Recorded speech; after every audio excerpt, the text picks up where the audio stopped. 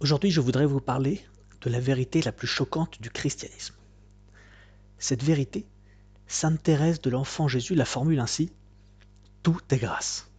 Tout est grâce. Vous allez me dire, mais pourquoi c'est choquant? Non, c'est beau, c'est super que tout soit grâce. Mais en fait, cette vérité, elle renvoie au mystère de la croix et elle est difficile à accepter. Je vais vous donner quelques exemples. Commençons par le plus simple. Imaginons que je cherche à être recruté pour avoir un travail, que je trouve une offre d'emploi qui me convient parfaitement. Je réponds à cette offre, je prie le Seigneur pour être pris dans cette offre d'emploi, mais finalement je ne suis pas pris. Je pourrais dire au Seigneur, Seigneur, je ne comprends pas, cette offre était parfaite pour moi, pourquoi tu n'as pas permis que je sois pris? En fait, il y a sûrement plein de raisons, hein. Le fait de ne pas avoir été pris, ça aussi c'est une grâce, tout est grâce. Pourquoi? Je ne sais pas, mais je peux essayer avec Dieu de comprendre pourquoi, en quoi ça c'est le fait de ne pas avoir été accepté dans cette offre d'emploi est une grâce. Peut-être que, en fait, le Seigneur me réservait un meilleur travail qui me convient encore plus après. Peut-être que si j'avais été pris dans ce travail-là, j'aurais été extrêmement malheureux. Peut-être que si j'avais été pris, j'aurais fait des rencontres mauvaises qui m'auraient conduit sur un chemin de perdition. Bref, il peut y avoir plein d'explications. Dieu seul sait pourquoi j'ai pas été pris, hein. Mais tout ce qu'il faut, c'est le remercier, parce que on sait que le fait de ne pas avoir été pris, malgré qu'on n'arrive pas à voir pourquoi, ça aussi c'est une grâce.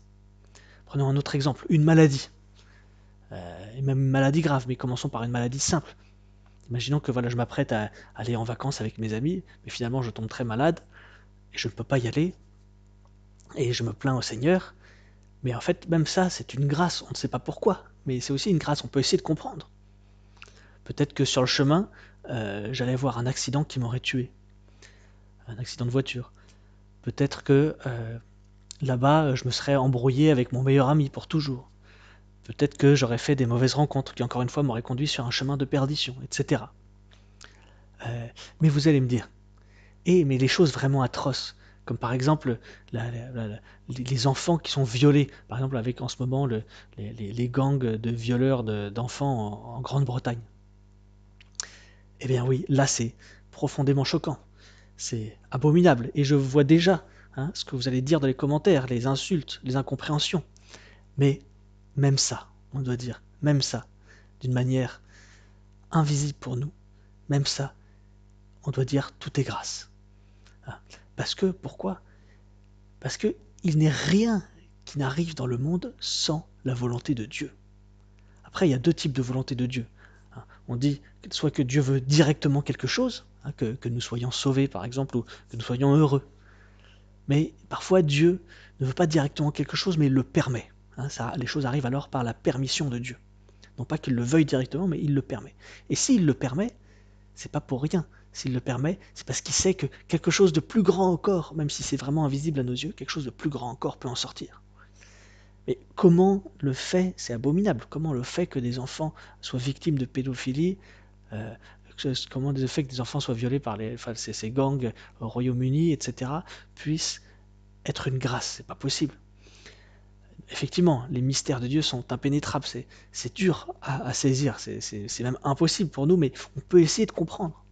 Vous voyez, peut-être que cette jeune fille qui a été tuée et violée, peut-être que si elle avait pu grandir comme une jeune fille normale, peut-être qu'elle voilà, elle aurait été conduite sur un chemin qui l'aurait menée en enfer. Et peut-être qu'en fait, Dieu a permis qu'elle soit tuée avant l'adolescence pour lui éviter l'enfer, et justement que maintenant elle repose pour l'éternité avec Dieu. Donc ça, en fait, le fait qu'elle ait été tuée tôt, qu'elle soit morte tôt, malgré tout, c'est une grâce pour elle, hein. Et on peut imaginer toutes sortes de choses. C'est très difficile à comprendre. Et voilà, sur le moment, si vous me dites, mais oui, mais toi, si ça t'arrivait, si ta fille ou ta sœur se faisait violer et tuer, est-ce que tu dirais ça? Alors, je n'ai pas de fille ou de sœur, mais imaginons. Bah, non, sur le moment, je ne dirais pas ça. Non. Et pourquoi je ne dirais pas ça? Parce que la douleur serait tellement grande qu'elle mettrait comme un brouillard sur mon intelligence. La douleur serait tellement grande que je serais même plus capable de voir ces vérités. Je serais plus capable de dire oui, si Dieu l'a permis, c'est que c'est une grâce. Non, je serais plus capable tellement la douleur serait grande. Mais peut-être que au bout de 5 ans, 10 ans, 20 ans, j'aurais réussi à faire le deuil et je serais capable de dire à Dieu, Seigneur, je ne comprends pas pourquoi tu as permis ça, mais moi je sais que tu es tout-puissant et que tu es parfaitement bon. Et si tu l'as permis, malgré que ce soit invisible pour moi, incompréhensible pour moi, je sais que malgré tout, c'est pour le plus grand bien. C'est soit de ma fille, soit de moi, soit je ne sais pas. Ouais. Et sur le moment, on ne peut pas le dire, mais ça ne change pas que la vérité de cette affirmation, tout est grâce. Et en fait, si on n'accepte pas cette vérité, si on n'accepte pas ça, on fait de Dieu un monstre. Dieu est tout puissant. Si il est tout puissant, il peut vraiment tout, et qu'il permet ce genre de choses sans qu'en fait il y ait un plus grand bien qui puisse en sortir, bah ça fait que Dieu est un monstre. C'est une non-assistance en personne en danger. Il aurait pu faire autrement, il aurait pu créer une création différente, des moments différents, et il l'a pas fait, il a laissé cette atrocité se faire comme ça. Non, Dieu serait vraiment un monstre. Mais vous me direz, mais oui, Dieu, il est tout puissant, mais il a laissé les hommes libres, les libres. Oui, c'est vrai, il a laissé les hommes libres. Mais il y a plein de mondes possibles que Dieu aurait pu créer dans lesquels les hommes sont libres et cette atrocité ne se serait pas passée. Hein. C'est tout à fait possible ça. Et Dieu, malgré la liberté de l'homme, il peut envoyer un ange pour protéger sa fille, il peut envoyer, bref, il peut faire plein de choses. Hein. Euh, mais non, Dieu, s'il l'a permis, c'est parce que, malgré que ce soit invisible pour nous, un plus grand bien peut en sortir encore. Et oui, si on n'accepte pas ça, on fait de Dieu un monstre. Et ça, en fait, ça renvoie au scandale de la croix. Ah, vous savez, saint Paul dit, la croix, c'est un scandale pour les juifs et folie pour les païens. Et oui, imaginons un païen qui m'entende dire ce genre de choses, un païen qui écoute cette vidéo et qui entend ce genre de choses, il me prendrait pour un fou. Il dirait, cet homme est un fou, il faut l'enfermer. Il dit que le fait qu'il y ait des enfants violés, c'est une grâce, c'est un fou. Oui, et même les chrétiens qui entendraient cette vidéo, ils diraient, mais il me scandalise cet homme. Oui, cette vidéo est scandaleuse. Ce qu'il dit est scandaleux. Ben oui, folie pour les païens, scandale pour les juifs. C'est le mystère de la croix, hein, qu'il est difficile d'accepter, mais voilà, que nous devons essayer d'entrer dans ce mystère. Tout nous sera révélé au ciel, mais ici-bas sur la terre, les choses sont comme voilées pour nous.